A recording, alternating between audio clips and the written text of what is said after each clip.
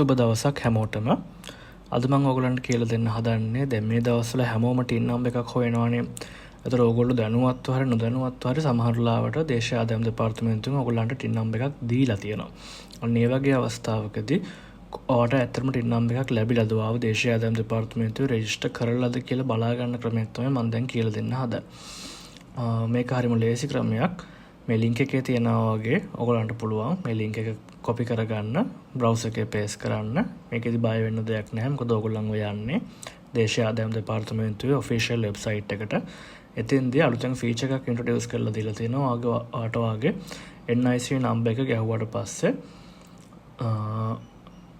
මේ විදිහට NIC number එක සිලෙක්ට් කරලා NIC නම්බර් එක ගහන්න. ඔයාගේ ඉලක්කම් 10කින් හරි 9කින් හරි යොත් NIC නම්බර් එකයි V අකුර තියෙනවා නම් ඒකත් එක්ක ගහලා මෙතන තියෙන විදියටම මෙතන තියෙන කෝඩ් එක ගහන්න. ඒතර ඒ කෝඩ් එක ඔයාට එන්න වෙන කෝඩ් එකක්. කෝඩ් එක ගහන්න. දැන් මගේ පළවෙනි කේදී ආවේ invalid කියලා. මොකද මෙතන මම දාලා තියෙන්නේ ඩමි එකක්.